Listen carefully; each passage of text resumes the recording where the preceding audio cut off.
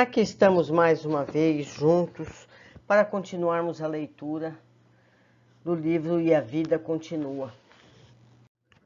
Hoje teremos o capítulo 19, Visões da Vida. Os dois desencarnados ignoravam como definir a estupefação que os empolgara. Fantine, desarvorado, recordou-se num átimo da casa rústica que possuía na praia e, sem pestanejar, convidou Evelina a tomarem juntos o carro acolhedor na poltrona traseira. Amargas conclusões passaram a dominá-lo. Então, aquela era a jovem a que tanta vez se reportara a senhora Serpa, Vera Celina, sua própria filha. O alto começou a deslizar e lágrimas grossas se lhe moraram a face. A companheira, como a reconfortá-lo, sem palavras, segurou-lhe a mão num gesto de carinho, percebia-lhe a dor de pai. Ele fitou-a pelo véu de pranto e disse apenas: "Entende como sofro?" "Acalme-se", sussurrou Evelina compassiva. "Somos agora mais irmãos."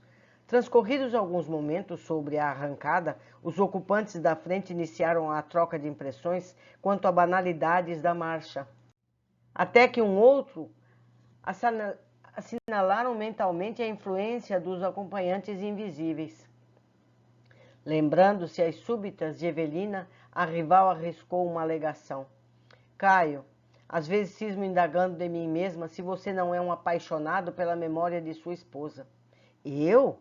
Era o que faltava. Sempre ouço em torno dela as melhores referências. Não era má." "E você não tem saudades? Não sente no coração?" Caio riu-se e mofou. "Não tenho vocação para conviver com mortos." "Não digo isso. Quero falar da sua mágoa natural ao perdê-la. Você sabe que Evelina estava morta para mim muito antes que o médico lhe atestasse o óbito. Em muitas ocasiões, surpreendo-me ao analisar-lhe o retrato. Aquela fisionomia doce, aqueles olhos grandes e tristes. Impossível que você não houvesse casado por amor." "Sim, casei-me por amor. No entanto, a vida tem as suas sequências. Primeiro a paixão e muitas vezes depois o desinteresse. Mas você pode precisar o motivo pelo qual se desencantou?" "Você quer saber?" "Sim." "Bem, guardava a ambição de ser pai. Eveline, porém, era fraca, doente. Creio que carregava taras de família. Enquanto não abortou, não lhe vi os defeitos. Entretanto, depois que se revelou enferma, incapaz, o laço do casamento se desfez para mim pesado demais. Nos últimos tempos da vida, era mulher rezadeira e chorona, a fim de risada franca. O remédio era inventar viagens para estar com você. A senhora desencarnada apoiava-se mais fortemente em Ernesto, buscando escora para suportar com denodo semelhantes reverências. Vera, dando a ideia de quem não desejava descambar para o desrespeito, desviou o rumo da conversação, perguntando: "Caio, não podemos por nossa vez sonhar com uma casa enriquecida de filhos?" Ele lançou de rápido, mas expressivo olhar, furtado ao volante, e contestou: "Depende." "Depende de quê?" "Quanto a casar, sei que nos casaremos, mas pense, Vera, negócio de criar filhos não é brincadeira. A saúde de sua mãe não me encoraja aquelas manias, aquelas crises." Qual se fora sacudido pelos pensamentos do sogro desencarnado a lhe projetarem na mente, partindo da retaguarda, Serpe contrapôs: "Que me diz de seu pai?" O jovem perspicaz lembrou-se imediatamente de que o genitor encontrava a morte em condições idênticas às da senhora Serpa, mas temendo falar nisso, mentiu com intenção, asseverando: "Meu pai era homem robusto, de saúde impecável, sempre moço, passava para muita gente como sendo meu irmão." Que lhe teria marcado o fim? Operou-se de umas verrugas sem importância e não teve o cuidado preciso. Antes da cicatrização perfeita, começou a cavucar no jardim, cortou-se e adquiriu a infecção que o levou. Tétano? Isso mesmo. Psiquicamente, como era ele?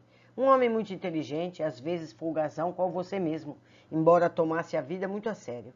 Compreendo que ele terá tido por você uma afeição toda especial, filha única. Engana-se. Meu pai de certo que me estimava, mas era corretor de muitas atividades, ocupadíssimo, quase sem tempo para casa, a não ser a criatura providencial do ponto de vista econômico, que se esmerava para que o dinheiro não nos faltasse. Como pai, não me lembro de algum dia em que se sentasse ao meu lado para ouvir-me ou aconselhar-me em assuntos do coração. E nos meus casos de menina, bem, que necessitei, mas não dispunha de uma hora ou outra para isso?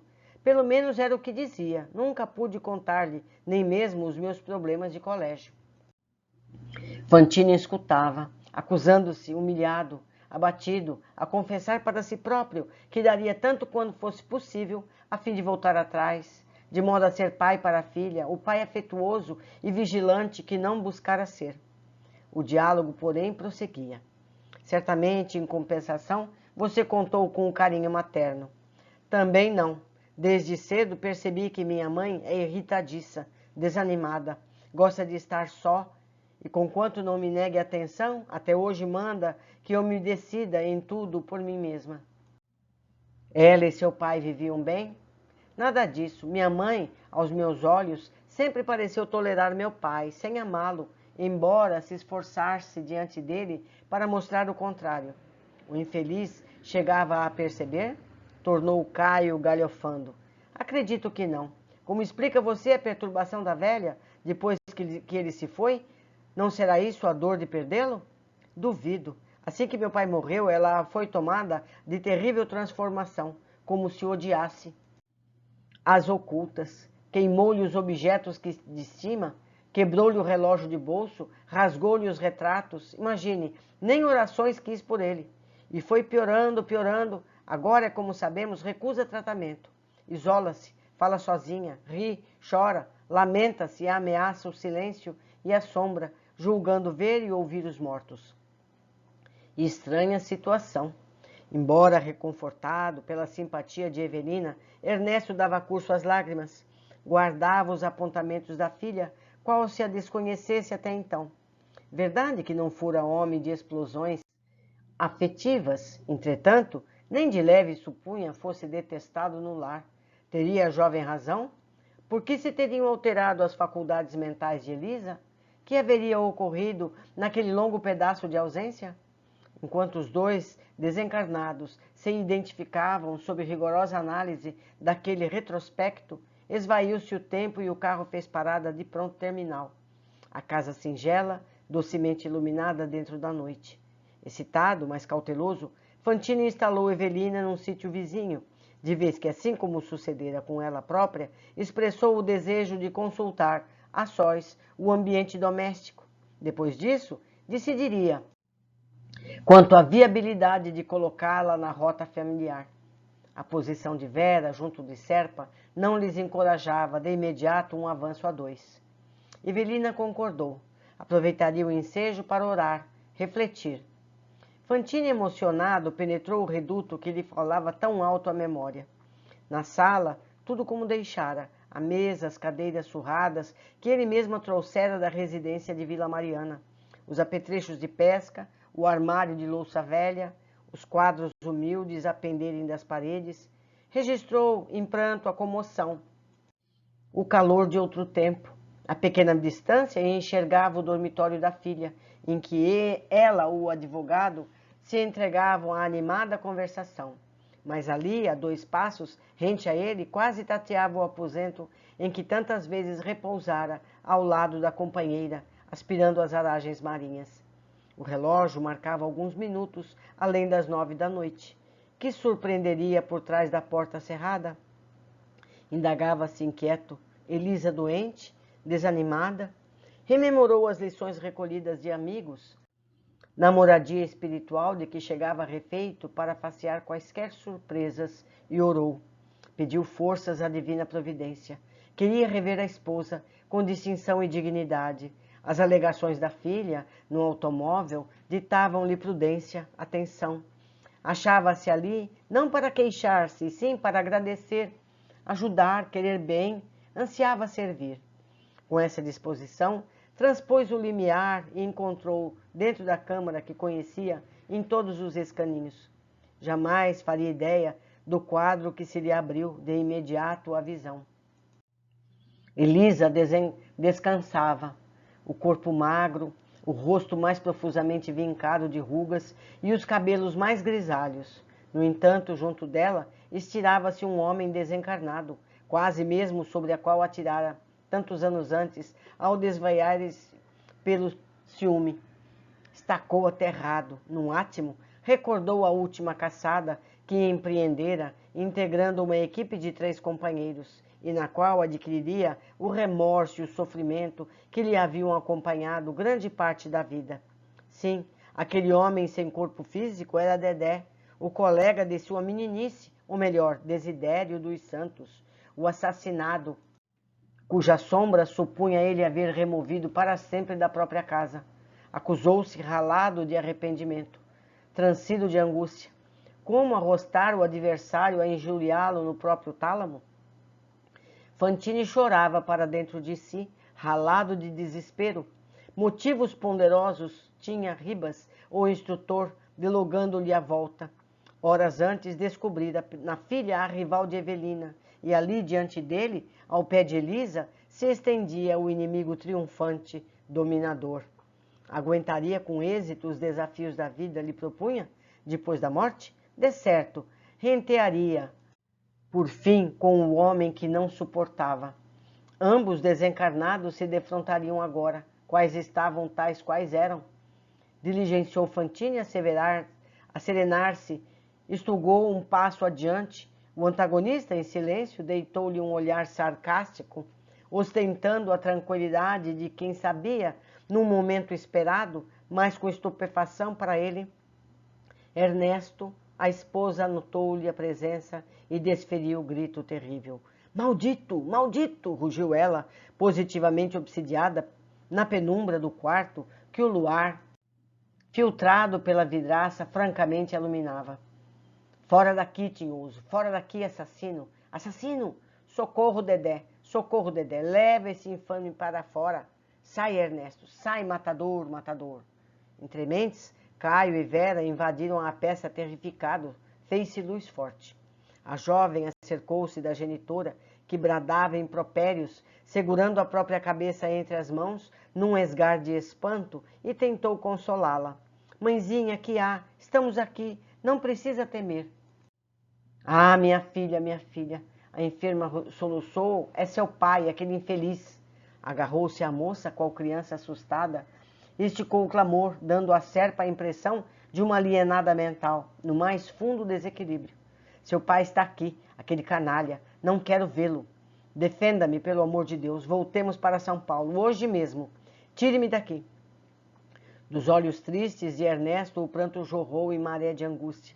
Tantas vezes acariciara projetos de reencontro, tantas vezes imaginara-se pássaro distante do ninho, faminto de repouso nas ústria tépida. Ústria quer dizer musgo. Entretanto, chegava até ali na condição de hóspede indesejável, abominado pelos seus. Elisa, implorou.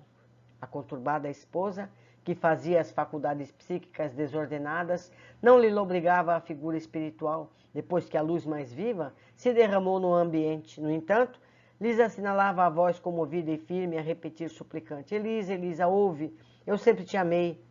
Estabeleceu-se a conversação entre os dois, sem que a filha e o namorado conseguissem se ouvir senão a metade. Cala-te, infame, recuso uma afeição que sempre detestei. Por que te alternaste assim? Sou hoje livre para dizer o que me vem à cabeça, mas quando juntos, eu era a escrava algemada ao Senhor. Entretanto, sempre afirmaste que me querias bem. Sempre te desprezei, isso sim. Oh, meu Deus! Quem fala em Deus? Um assassino. Por que tanta crueldade? Dedé me falou que não passas de um matador. Nessa altura do diálogo, fundamente estranho para os dois ouvintes reencarnados que o acompanhavam pelo meio, Serpa inquietou-se e, confessando-se incomodado ante o delírio da enferma, passou a esquadrinhar a casa em busca de medicação que lhe sedasse os nervos. O entendimento, contudo, entre a obsediada e o marido, prosseguiu sem pausa. Ouve, Elisa, mendigo, Fantine, em pranto. Não nego haver cometido grandes erros, mas invariavelmente por tua causa, pelo extremado apego ao teu carinho. Balela, gargalhou a interlocutora, entre a ironia e a demência. Desde que arrastasse Dedé, passei a gostar dele. A qualquer momento que vinhas em casa, isso acontecia sempre, para infelicidade nossa, porque vivíamos juntos aqui, antes da tua morte, e vivemos juntos depois. Olha este quarto. Dedé está no lugar onde sempre esteve. Semelhantes declarações foram suplementadas de informes sobre os quais pede a caridade se faça. Silêncio.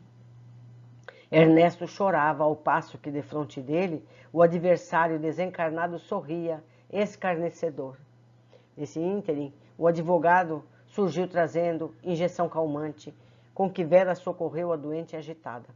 Daí a instantes, a senhora Fantini atirou-se ao travesseiro, desfigurada, abatida. E justamente quando Ernesto transpunha a porta em retirada, Desidério dos Santos, o inimigo, saltou do leito em que jaz parado e tomou-lhe a frente, desferindo brados terríveis.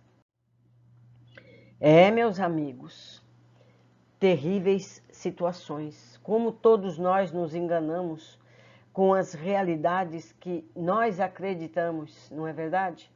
As coisas podem ser muito diferentes de tudo que a gente pensa, imagina. Mas vamos às observações. Vemos aqui mediunidade desequilibrada e um processo obsessivo. Tivemos esses casos estudados em livros desta série e agora exemplos que nos ajudam a entender os fatos nas vidas ao nosso redor. Uniões afetivas amarradas a interesses egoístas tendem a acabarem mal, gerando dores a muitas pessoas. E observemos, nos exemplos que estamos vendo, os verdugos de ontem acabam sendo os seres amados por nascerem nossos descendentes.